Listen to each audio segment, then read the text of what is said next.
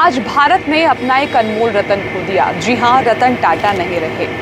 रतन टाटा सिर्फ एक बहुत बड़े उद्योगपति ही नहीं थे, बल्कि उससे ज़्यादा वो दिल के बहुत नरम दिल इंसान थे। उन्होंने समाज के लिए, देश के लिए वो सब कुछ किया जो शायद हम सपने में भी नहीं सोच सकते थे। आज रतन टाटा के बारे में आपको ऐसी ऐसी बातें जानने के लिए मिलेंगी जो शायद आप लोग नहीं जानते होंगे। मैं आपको बता दूं कि रतन टाटा बहुत छोटे थे जब उनके माता पिता अलग हो गए। उनकी दादी ने उनकी देखभाल की। उनकी दादी का नाम था नवाज बाई टाटा। मैं आपको बता दूं कि रतन टाटा का जन्म 28 दिसंबर 1937 को मुंबई में हुआ था, नवल टाटा और सुनी टाटा के घर। रतन टाटा की सारी जो पढ़ाई है वो प्रारंभिक शिक्षा की अगर मैं बात करूं शुरुआती, तो वो मुंबई के कैंपियन स्कूल में हुई थी और उसके बाद में वो शिमला और न्यूयॉर्क भी गए थे पढ़ाई के लिए।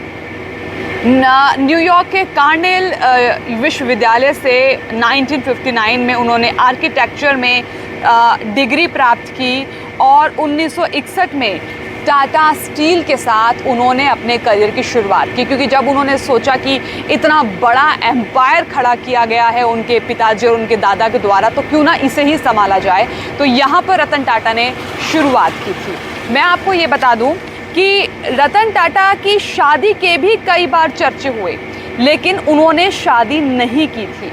एक इंटरव्यू में उन्होंने इस बात को एक्सेप्ट किया था कि लॉस एंजलिस में काम करते हुए उनको एक लड़की से बहुत प्यार हो गया था और फिर अचानक उनकी दादी की तबीयत ख़राब हो गई, क्योंकि दादी ने उनको बचपन से पाला था, तो दादी से बेइंतहा वो प्यार करते थे और उन्होंने उस लड़की से कहा कि चलो भारत मेरे साथ चलो। लेकिन उस वक्त भारत और चीन का युद्ध चल रहा था, इसीलिए उसके माता पिता ने रतन टाटा के साथ आने से मना कर दिया और उनकी ये प्रेम कहानी यहीं पर ख़त्म हो गई। और उसके बाद माना जाता है कि रतन टाटा ने कभी शादी नहीं की।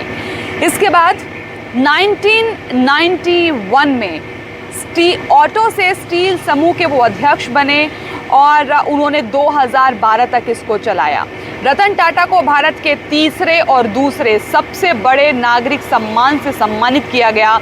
साल 2000 में उनको पद्म भूषण और साल 2008 में उनको पद्म विभूषण सहित और कई सम्मान से सम्मानित किया गया। रतन टाटा की सबसे खास बात पता है क्या थी? कि वो बड़े उद्योगपति तो थे ही, लेकिन साथ ही साथ वो छोटे छोटे लोगों के, मिडिल क्लास लोगों के भी घर तक जाना चाहते थे। इसीलिए उन्होंने बड़ी बड़ी कारें भी बनाई और छोटी छोटी कारें भी बनाई जिसको मिडिल क्लास आसानी से खरीद सके। आप लोगों को लकटकिया कार याद होगी, नैनो, जो उन्होंने वादा किया था लोगों से कि मैं एक ऐसी कार लेकर आऊँगा जो सिर्फ 1 लाख रुपए से शुरू होगी, और वो वादा उन्होंने पूरा किया। और लकटकिया कार भारत में न सिर्फ विदेशों में भी इसकी चर्चा हुई और लोगों ने इसको बहुत तेज़ी के साथ खरीदा, क्योंकि 1 लाख के अंदर अगर कार मिल रही है, इसको कौन नहीं खरीदना चाहेगा।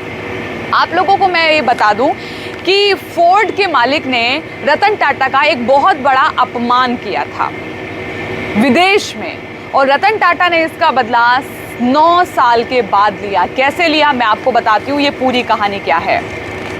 ये बात 90 के दशक की है, जब टाटा सन्स के चेयरमैन रहते हुए रतन टाटा के नेतृत्व में टाटा मोटर्स ने अपनी कार टाटा इंडिका तो लॉन्च की, लेकिन उस समय टाटा की कार्स की सेल उस हिसाब से नहीं हो पा रही थी जैसे रतन टाटा ने सोचा था।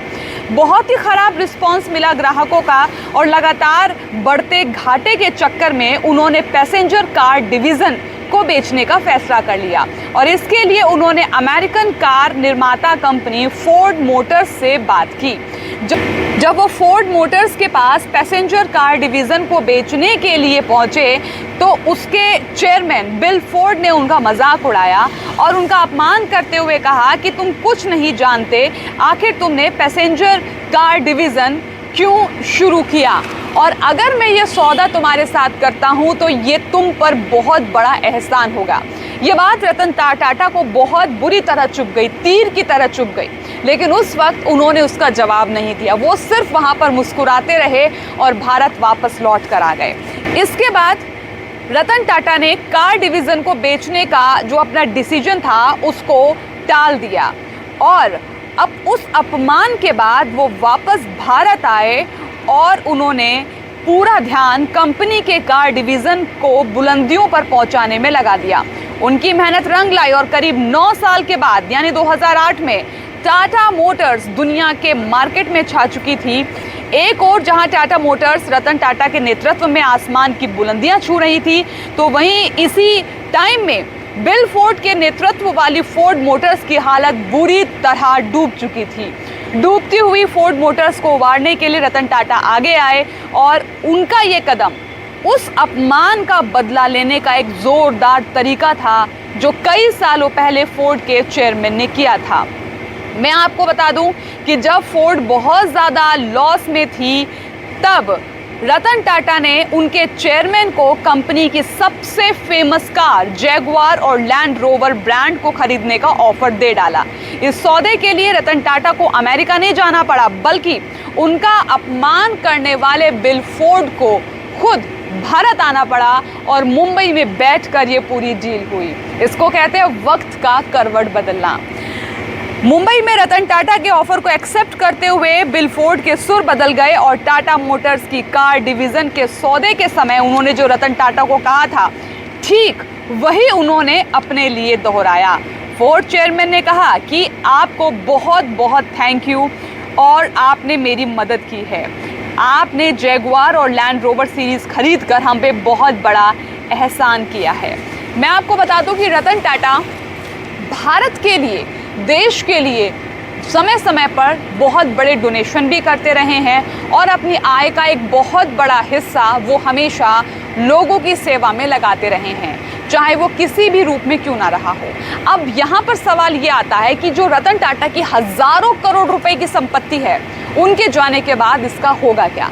तो इसके बारे में मैं आपको बता दूं कि रतन टाटा के पिता ने दूसरी शादी भी कर ली थी और उस शादी से उनको बच्चे भी हैं, यानी कि रतन टाटा के भाई हैं और उस भाई के बच्चे भी हैं। ऐसा माना जा रहा है कि रतन टाटा की संपत्ति के जो मालिकान हक होगा वो उनके सौतेले भाई या उनके बच्चों को मिल सकता है। अब आइए आपको उसकी जानकारी देते हैं। रतन टाटा की संपत्ति का वारिस कौन होगा, इसको लेकर बहुत अटकलें लगाई जा रही हैं। रतन टाटा के सौतेले भाई हैं नोएल टाटा, जो उत्तराधिकारियों की लिस्ट में सबसे टॉप पर चल रहे हैं। नोएल टाटा रतन टाटा के पिता नवल टाटा की दूसरी पत्नी सिमोन से पैदा हुए हैं। परिवार का हिस्सा होने के कारण भी उत्तराधिकारियों में नोएल टाटा का नाम काफ़ी ज़्यादा लिया जा रहा है। ऐसा माना जा रहा है कि वो उत्तराधिकारी बन सकते हैं। अब यहाँ पर ये बता दें कि नोएल टाटा के भी 3 बच्चे हैं, माया टाटा, नेविल टाटा और लिया टाटा। ये भी माना जा रहा है कि ये भी उत्तराधिकारी हो सकते हैं। हालांकि फिलहाल टाटा कंपनी में ये लोग एक बड़ी जिम्मेदारी, बड़ी भूमिका अदा कर रहे हैं। मैं आपको बता दूं कि रतन टाटा 30 से ज़्यादा कंपनियों के मालिक थे और 100 से ज़्यादा देशों में ये बिजनेस कर रहे थे। बहुत आसान नहीं थी रतन टाटा की ज़िंदगी। सबसे बड़ी बात, इतना आसान नहीं होता अपने जीवन को काटना बिना जीवन साथी के, लेकिन रतन टाटा ने वो कर दिखाया जो शायद आने वाली पीढ़ियों के लिए करना बहुत मुश्किल होगा। लेकिन रतन टाटा ने वक्त वक्त पर लोगों को नसीहतें भी दी हैं कि अगर आप चाहो तो क्या नहीं कर सकते। आज पूरा देश इस अनमोल रतन को सलाम करता है और ये जहाँ रहें सुखी रहें, क्योंकि ऐसी आत्माओं की ईश्वर को भी ज़रूरत होती है।